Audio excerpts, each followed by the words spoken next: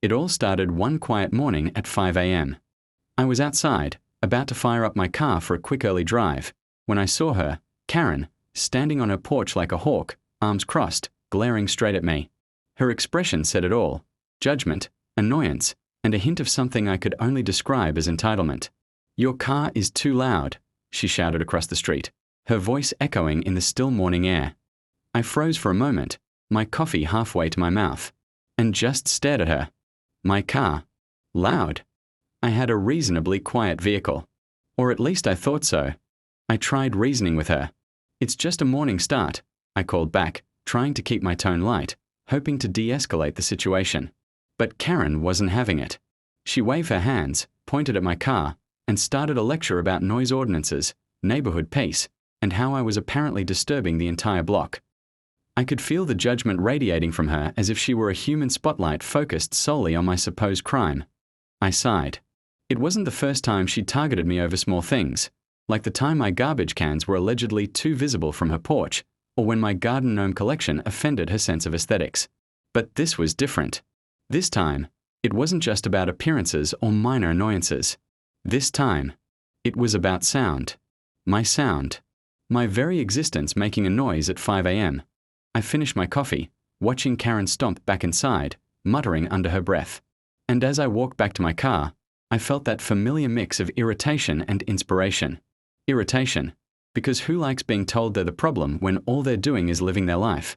And inspiration, because sometimes the best solutions are also the most creative, or the most subtle forms of revenge. That's when it hit me. If she wanted quiet, I could give her quiet. In a way she would never expect. The idea started small, almost laughable: a timer. A device that could start my car on my schedule. But not just any schedule. I began imagining the perfect moment, the quietest hour of the morning, when she least expected it, but with a twist that would make her realize the irony of her complaints. By the time the sun was beginning to rise, I already had a plan forming in my head. And let me tell you, this wasn't going to be subtle. This was going to be precise, deliberate, and, most importantly, satisfying. After that first confrontation with Karen, I spent the rest of the day researching options. I wasn't going to confront her again. It would only escalate things. No, this time I needed a plan, something clever, something subtle but effective. That's when I discovered the cold start timer. It was a device that could start my car automatically at a scheduled time. Normally, people use them to warm their engines in winter. But I had a different idea. I went online, compared models, read reviews, and finally picked one that was discreet but reliable. The kind that wouldn't fail at the crucial moment. As I opened the box later that evening, I could already hear the little mental voice in my head saying, "Karen is not going to see this coming." I felt a mix of excitement and nervousness. This wasn't just about the car. It was about reclaiming my mornings without confrontation. And maybe, just maybe, teaching Karen a tiny lesson about patience. Next came installation. It took some trial and error, connecting wires, and making sure the timer synced perfectly with my car's ignition. I double-checked every connection, imagining the outcome. The first morning, exactly at 5 a.m., my car would start smoothly, silently rolling into life. The irony was delicious. Karen, who had lectured me about noise at dawn, would wake up not to a blaring engine but to a calm, controlled, timed start that followed every rule she thought mattered. As I worked, I couldn't help but chuckle. Who knew that one tiny device could give me so much satisfaction? It wasn't revenge in the traditional sense. No shouting, no notes left on windshields. It was smarter than that. It was about taking control, about quiet rebellion executed with precision. The kind of move that feels good not just because of the outcome, but because of the thought behind it. By nightfall, the installation was complete. I tested it once, just to be sure, and everything worked perfectly. My car started with a gentle hum, exactly how I imagined. Now all that was left was waiting for 5 a.m. The anticipation was almost unbearable. I set the timer, glanced at the clock, and went to bed. Sleep came slowly, thoughts bouncing between excitement and anxiety. Would she notice? Would she appreciate the irony? Morning would answer all of that. But until then, I could savor the planning, the setup, the small victory that had yet to happen. And I knew one thing for sure: Karen had no idea what was coming. The night passed slowly, filled with anticipation and that strange mix of excitement and nerves. My alarm went off at 4:45 a.m., a full 15 minutes before the scheduled start. I lay in bed, listening to the quiet street, imagining Karen still tucked in her warm sheets, completely unaware of the tiny storm about to unfold outside her window. I couldn't help but grin. This wasn't just a morning routine, it was a carefully orchestrated plan. At exactly 5 a.m., the timer kicked in.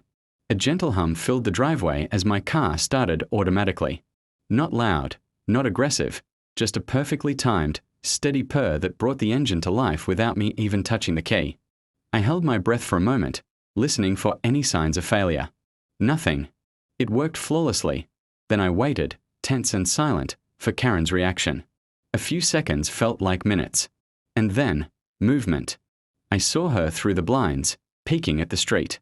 Her hair a little disheveled, her eyes narrowing. She had no idea what was happening, only that my car was running. But here's the twist. It wasn't blaring, it wasn't disturbing the peace. It was smooth, controlled, almost peaceful. She blinked, clearly confused, unsure how to react.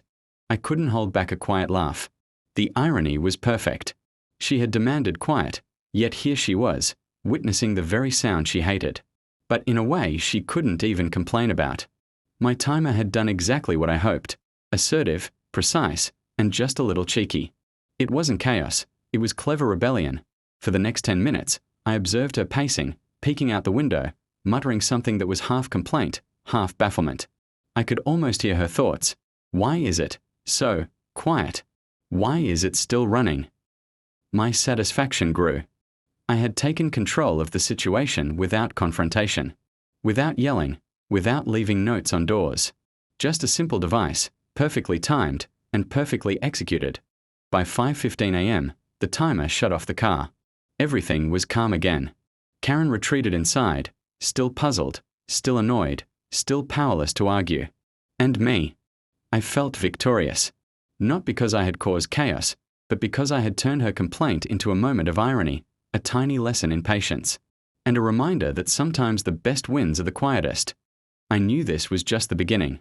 The timer wasn't just a tool, it was a statement, a way to reclaim my mornings and enjoy a small, satisfying victory every single day. And Karen, well, she was about to discover that mornings would never be quite the same. The days that followed the first 5 a.m. start were interesting, to say the least. Every morning, my cold start timer fired up my car with flawless precision, and every morning, Karen's reactions grew more dramatic. At first, it was subtle, pacing on her porch, squinting at the driveway, shaking her head as if trying to understand the mysterious engine hum. But soon, her frustration became obvious. By the third morning, she had begun peeking out her window with a notebook in hand, scribbling notes furiously as if she were conducting some sort of investigation. I watched from behind my blinds, trying not to laugh, but the sight was too much. Karen, the self-proclaimed neighborhood enforcer, utterly baffled by the most civilized car start she'd ever heard. My quiet rebellion had reached peak irony. Neighbors started noticing too. Some gave me subtle nods or thumbs up as they passed by, clearly aware of the ongoing Karen saga. Others whispered about her growing obsession with my early morning car starts. It was fascinating. This tiny device had somehow turned into the neighborhood spectacle of the week. And me. I was enjoying it silently, my secret weapon working perfectly without confrontation. One morning, I even heard her talking to another neighbor, her voice tinged with disbelief. It's running on its own, but it's quiet?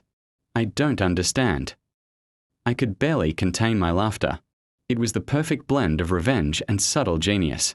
She had demanded quiet, and she got quiet, but in a way she couldn't even complain about. I had turned her complaint on its head, using precision and timing instead of noise or chaos. Over time, I noticed a pattern. The more she tried to figure it out, the more I enjoyed the process. The timer wasn't just starting my car.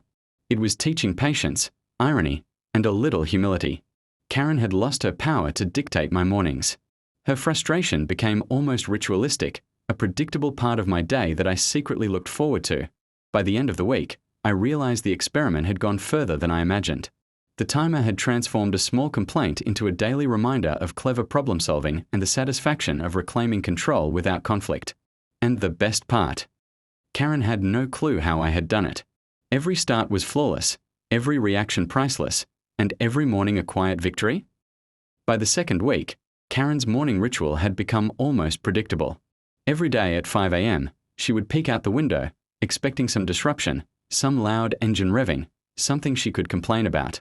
Instead, she got the same gentle hum of my car, starting precisely on schedule, warm and ready for the day. Her confusion was almost comical, but also strangely satisfying. I had taken her complaints, her anger, and transformed them into a daily spectacle, one that was completely under my control. One morning, I saw her standing on the sidewalk with a cup of coffee, talking quietly to herself. I couldn't hear her words clearly, but the expression on her face was priceless. Half frustration, half curiosity, and perhaps a tiny bit of begrudging respect. She was trying to decode the mystery of the timer, trying to assert control, but no matter what she did, she couldn't change the outcome. The car started exactly as it should every morning. Predictable, calm, and ironically satisfying. I realized at that moment that this was more than just about the car. It was about boundaries, about standing your ground, and about proving that you don't have to escalate every confrontation to prove a point. Karen had tried to dictate my life with her complaints, but the timer had turned the tables in the quietest, cleverest way possible. It wasn't loud, it wasn't aggressive, and it certainly wasn't illegal. It was just smart. By the end of the month, her reactions started to soften. She no longer pounded on the windows or shouted across the street. Instead, she observed, took notes, and eventually stopped commenting altogether. The neighborhood gossip hinted that she had finally accepted that my mornings were my own, that my car, my timer, and my schedule were none of her business. And I had learned something too. Sometimes the best way to deal with difficult neighbors isn't confrontation, it's ingenuity. The cold start timer became more than just a tool, it was a symbol of clever problem solving. It reminded me that small, thoughtful actions can turn frustration into satisfaction. And most importantly, it showed that you can reclaim control without anger, without shouting, and without unnecessary conflict. So, next time someone tries to dictate your life with complaints or unnecessary rules, remember this story. Quiet persistence, creativity, and a little planning can make all the difference. And as for Karen, she might have hated my car at first, but in the end, she learned one very important lesson. Sometimes the quietest victories are the most satisfying. Thanks for watching. If you enjoyed this story, hit like, subscribe, and turn on notifications for more epic HOA Showdown stories.